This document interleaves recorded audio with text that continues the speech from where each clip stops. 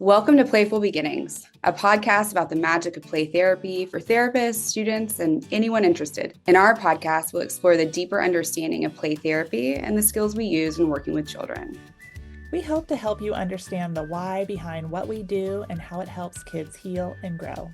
I'm Dr. Christy Opiola, a working play therapist and university professor in North Carolina.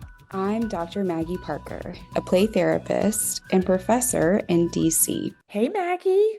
Hi, Hayley. Welcome back. We're very excited to have Dr. Hayley Stulmaker with us again to talk about working with parents, kiddos who are anxious, and some advice or guidance that she might have for us. So welcome. Thank you. I'm glad to be here. Yes, you gave us so much great information last week. I'm really excited about talking with you today. And I'm really curious about this part, working with parents and speaking to parents, because sometimes, and I think our listeners have shared with us, parents can be challenging, and they may be the more challenging part of the relationship for some of our listeners. Not because they're mean and scary, right? But it's sometimes, I think, more of the demand or even the parents' own anxiety that's coming into the relationship of getting their kids services. So yeah, I'm really excited.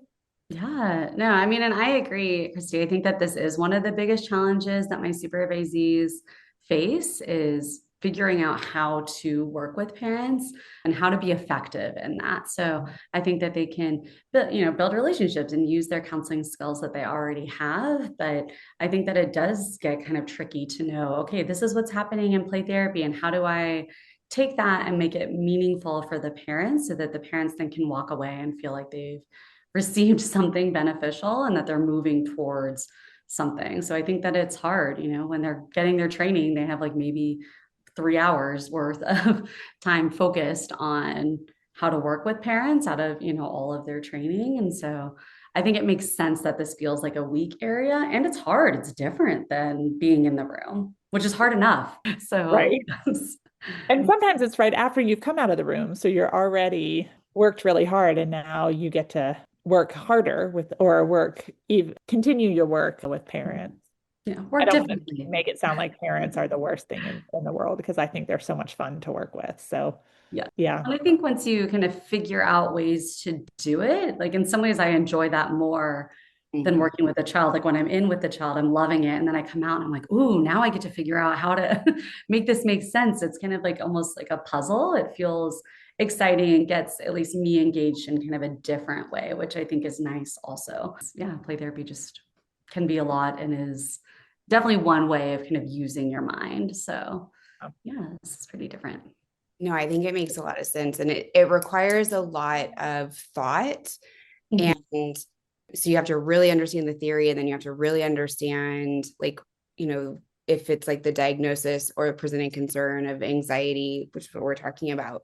And then you have to figure out how to match those two, and then add on to how to say it in a way that makes sense for the people that you're talking to. And so it's a very unique, individualized thing, because for each person, you're going to need to adapt as to how you engage. And so I'm kind of curious, like when you have someone calling in like for the first session and they're saying, my kid's really anxious, like how do you share that information with parents as to why you think CCPT is a really good fit?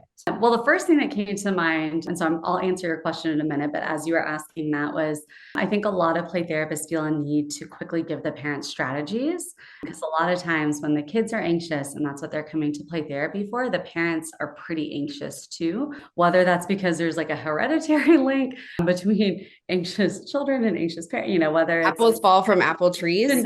Yes. So the parent might already be fairly predisposed as well to having anxiety, or they're just like, my kid's not themselves anymore. And like, I want to fix this because the parent cares about their child. So I think that there's this almost like desperation that parents will oftentimes bring to that first parent consultation, specifically with anxious children. And so I think it's easy to quickly say, oh, well, here, you could just do this.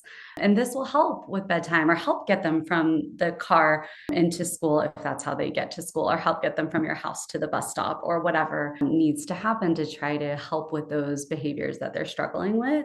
So I think first, kind of realizing like that's not what's needed here. That's not necessarily going to be the most helpful thing for what the child is needing.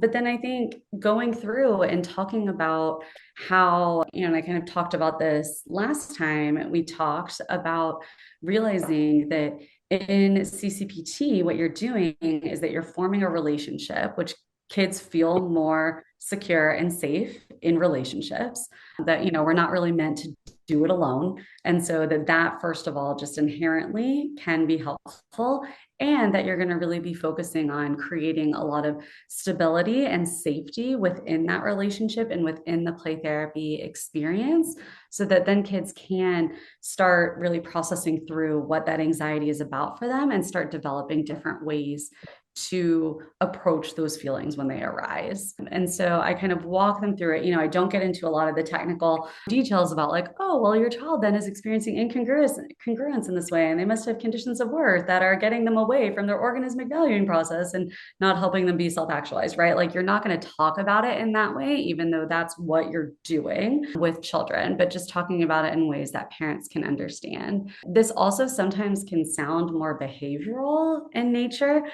which I think that also throws off child-centered play therapists sometimes. Well, I can't talk about it in that way because that's not what I'm doing. And it's like, yeah, okay, so you're creating the safety, you're creating the relationship, but in doing that, children will start developing alternate coping strategies.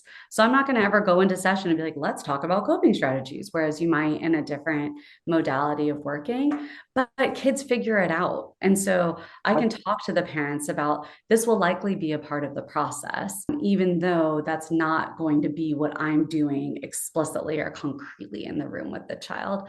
So that's typically what it looks like, is kind of taking what I'm hearing from the parents and talking about, well, yeah, I think that they're a great candidate for play therapy. This is kind of what I'll be doing. And I'll also be working with you too to try to figure out different ways to make these things at home better for you all. Yeah. Well, and I think it's important, and Christy does a really good job of reminding me of this too, is we're not necessarily teaching things, right? Mm-hmm. But that doesn't mean that they're not learning or developing them for themselves. That through limit setting, through reflection of feeling, reflection of content, returning responsibility, all of those skills that we use are helping kids in that moment experientially and in real time practice or explore or develop and within that safety. And then once they feel secure